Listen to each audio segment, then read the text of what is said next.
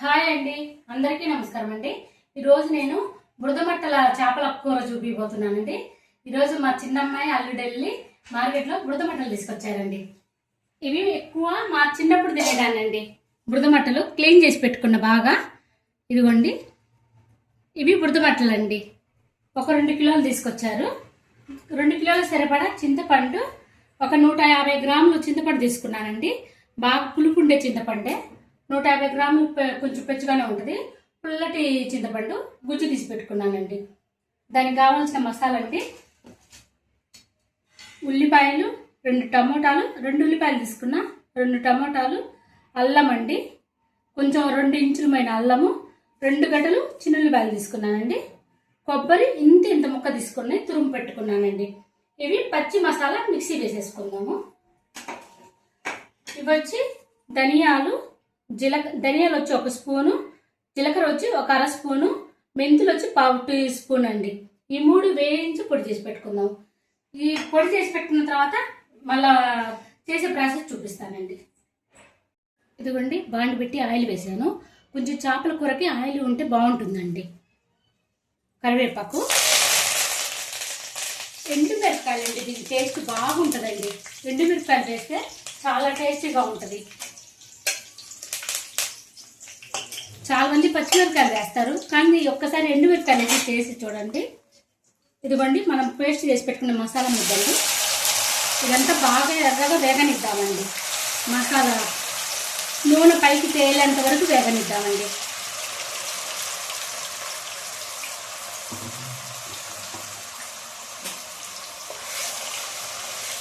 Oil అంతా పైకి తేలనిచ్చేదాకా వేగితే మంచి రుచి వచ్చిద్దండి. దీంట్లో 2 టమాటాలు కూడా వేసాం కదండి. పులుపు మరీ పులుపు లేకుండా, ఎక్కువ పులుపున్న టేస్ట్ అనిపించదండి. అందుకని 2 టమాటాలు వేసాను. ఆ 2 టమాటాలు మంచి రుచిని తెస్తుంది చేపల కూర. ఇది బాగా వేగనిద్దామండి. ఇంకా ఇదిగోండి, ఆయిల్ చూడండి ఎట్లా వదులుతుందో. ఇలా వదిలితే సరిపోతుందండి ఆయిల్. ఎవరి టేస్ట్ తగ్గట్టు వాళ్ళు వేసుకుంటే బాగుంటుందండి. చేపల కూర కదండి, కొంచెం ఉప్పు కారాలు ఉంటేనే టేస్ట్ ఉంటుంది.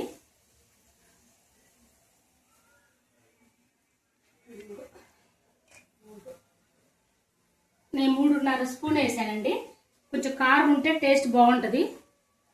పసుపు,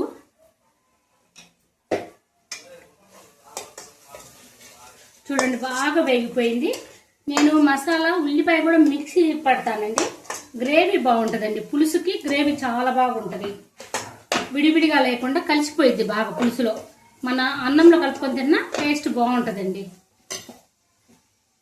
ఇదిగోండి, మనము తీసి పెట్టుకున్న చింతపండు గుజ్జు పోస్తున్నానండి. బాగా మంచి పులుపు వల్ల చింతపండేనండి.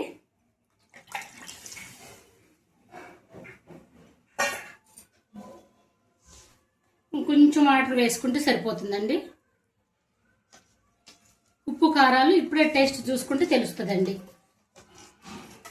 సరి చేసుకోవచ్చు ఉప్పు కారాలన్నీ. చూడండి, చిక్కటి గ్రేవీతో కొంచెం వాటర్ వేసేసుకుందామండి. మనం చింతపండు కొంచెం ఉంటే మళ్ళీ పిసికానండి, అది పోస్తున్నా. బాగా తెల్లనిద్దామండి. ఇది బాగా తెల్లేటప్పుడు మనం చేపలు వేసేసుకుందామండి. ఇంకా ఈ టైంలో ఉప్పు కారాలు టేస్ట్ చూసుకుంటే తెలుస్తుందండి. నాకైతే అన్ని కరెక్ట్ సరిపోయిందండి. కొంచెం ఉప్పు తక్కువ ఉంది.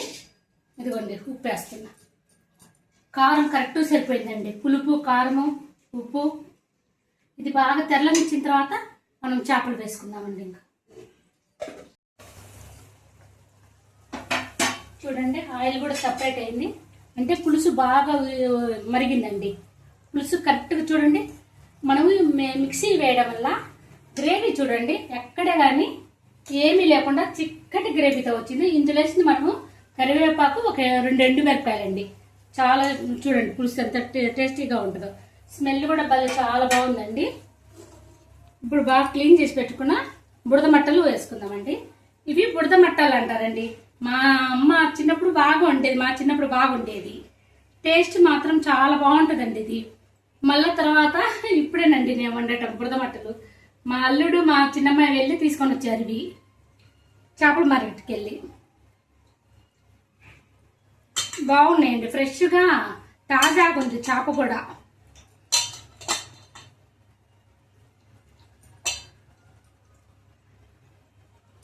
వీటిని కదపకుండా నీట్గా ఇట్లా పెట్టేసామంటే ఒక 20 నిమిషాల్లో చేపల కూర రెడీ అయిపోద్దండి.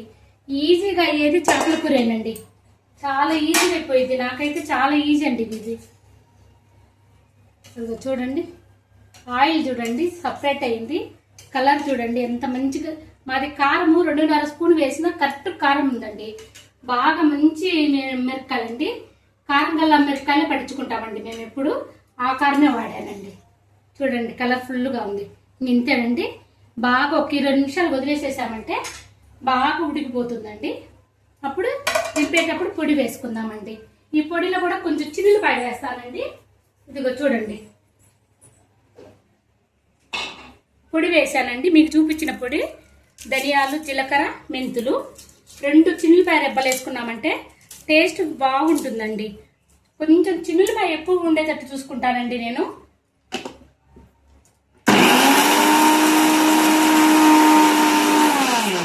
దింపపోయే ముందు ఇది పొడి వేసేసుకుందామండి. ఇంకా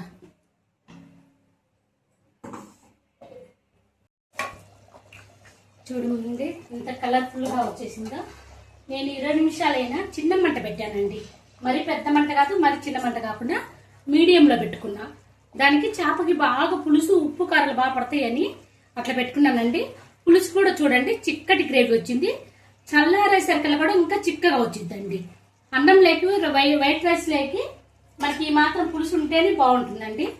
ఇదిగోండి మనం చేసి పెట్టుకున్న పొడి వేస్తున్నాము, మొత్తం పట్టిద్దండి.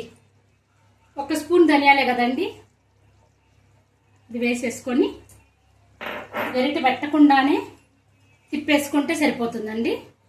ఒక్క 5 నిమిషాలు ఉంటే మాత్రం మొత్తం కలిసిపోతుంది. ఇట్లా లోపలికి తిప్పకుండా అలా తిప్పేసుకుంటే లోపలికి మొత్తం వెళ్ళిపోతుందండి. 5 నిమిషాలు ఉంచేసి స్టవ్ ఆఫ్ చేసుకుందామండి. ఇంకా కలర్ఫుల్గా చూడండి ఎంత బాగుందో. కూర కూడా ఉతుకుతా ఉడుకుతూ చాలా కలర్ఫుల్గా ఉంది. నేను ఇట్లా ఒక్కసారి ట్రై చేయండి, నేను చేసే పద్ధతిలో. తిన్న తర్వాత కామెంట్లు పెట్టండి ఎలా కుదిరిందని. చాలా టేస్టీగా చాలా బాగా కుదురుతుందండి ఇట్లా.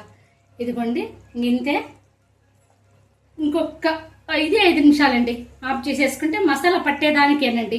మనం వేసిన ధనియాల పొడి అది బాగా ముక్క పట్టేదానికి. స్టవ్ ఆఫ్ చేసిన తర్వాత 1 గంట వరకు కదిలించకుండా ఉన్నామంటే కూర బాగా ఉంటుందండి. టేస్ట్ మాత్రం సూపర్గా ఉంటుందండి. వైట్ రైస్ లేకి, రాగి సంగట్లేకి, జొన్న రెట్లకి చాలా బాగుంటుందండి. సరేనండి ఇంకా ఆఫ్ చేస్తున్నానండి, సరిపోతుంది ఆ వేడికి. స్టవ్ ఆఫ్ చేశానండి.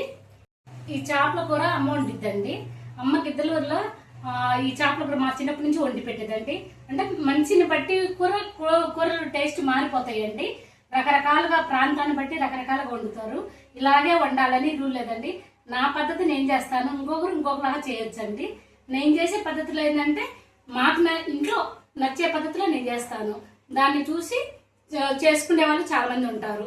తెలియని వాళ్ళు ఇలా చేసుకుంటే బాగుంటుంది అనే వాళ్ళు చేసుకుంటారు. ప్రాంతాన్ని బట్టి చేసుకుంటారండి. ఇలాగే ఉండాలి, ఆయిల్ ఎక్కువైంది, ఉప్పు తక్కువైంది అని చెప్తా ఉంటారు. అట్లా కాదండి, మన ఇంట్లో ఏ పద్ధతిలో వండుకొని తింటామో ఆ పద్ధతిలో చేసుకుంటామండి. ఇదైతే మాత్రం అండి అమ్మ చేస్తుంది, మా అత్తమ్మ ఇలాగే చేస్తుంది, నేను కూడా ఇలాగే చేస్తాను. నన్ను చూసి మా పిల్లలు కూడా ఇలా చేస్తారు. అలా అన్నమాట. తరతరాలుగా ఒక వంటలు అన్నీ ఉంటాయి కదండి, అలా చేస్తా వస్తుంటారు. ఇదే కూరని ఇంకొక చేతిలో పెడితే ఇంకొకలాగా కూడా మారిపోతుందండి. మనం చేసేది అది కొందరు ఇది పచ్చిమిరపకాయలు వేస్తారు, నేను పచ్చిమిరపకాయలు వేయనండి, ఎండుమిరపకాయలతో చేస్తాను. ఎండుమిరపకాయలు వేస్తే టేస్ట్ సూపర్గా ఉంటుంది. వాళ్ళు ఇంకొకళ్ళు పచ్చిమిరపకాయలు వేస్తారు. చింత చిగురుతో చేయొచ్చు, చింతకాయలతో చేయొచ్చు, పచ్చింత కలుస్తగానే అన్ని రకాలతో చేయొచ్చండి. చాలా వరకు కొరమేను ఇగురు అంటారండి, పులుసు లేకుండా చేస్తారు చాలా మంది. మేము అసలు ఈ పులుసు లేకుండా తినలేమండి. కంపల్సరిగా కొంచెం పులుసు వేసుకుంటేనే ఇగురు అంటామండి. అది అంత చేసి తినేదాన్ని బట్టి ఉంటది కదండి. అలా ఇంట్లో అలవాటు పెద్దవాళ్ళు ఎలా చేస్తే అలా పద్ధతిని బట్టి వస్తుందండి. అదే పద్ధతిలో నేను చేసుకుంటా పోతున్నానండి. మా వంటలు అయితే పిల్లలు మాత్రం బాగుంటాయేమో, చాలా టేస్టీగా ఉంటాయని అంటారు. నా వంటలు తిన్న వాళ్ళకి నా కూరల టేస్ట్ తెలుస్తుందండి. అంతేనండి, ఈరోజు మాత్రం అమ్మ చేసే పద్ధతిలోనే చేశాను. అదిగంట అయిపోయింది. స్టవ్ ఆఫ్ చేశానండి. ఇలా పట్టేసుకొని మనం ఇట్లా కదిపితే చాలండి, మొత్తం లోపలికి ఇది అవుతుంది. ఆయిల్ చేపల కూరలో కంపల్సరిగా ఈ మాత్రం ఆయిల్ ఉండాలండి. మేము ఎక్కువ కూడా తినమండి ఆయిల్, చాలా తక్కువ ఆయిల్ మేము. ఇదిగో చూడండి కలర్ఫుల్గా ఎట్లా ఉందో చూడండి. ఇది చల్లారేసరికల్లా టేస్ట్ మాత్రం చాలా బాగుంటుందండి, ఇంకా టేస్ట్ చాలా బాగుంటుంది. చూడండి, చూస్తుంటే నోరు ఊరిపోతుంది. ఎలా ఉందేమో వాసన, చాలా బాగుంది. నేను చేసే చేపల కూర మా పిల్లలు ఇంకా ఎవరు చేసినా తినరండి. మా అమ్మను నేను చేస్తేనే చేపల కూర తింటారండి. ఇంకెవరు చేసినా మాకు చేపల కూర వద్దని చెప్తారండి మా పిల్లలు. మరి తినేదాన్ని బట్టి అమ్మ మీద ప్రేమ తెలీదు. అమ్మ మీద ప్రేమ ఉన్నా కానీ ఎలా వండినా పిల్లలకి నచ్చుతుంది. ఎందుకండి ఇది మాత్రం ట్రై చేయండి కరెక్ట్గా నేను చేసే పద్ధతిలో. తిన్న తర్వాత కామెంట్ పెట్టండి, నచ్చితే మాత్రం లైక్ చేయండి.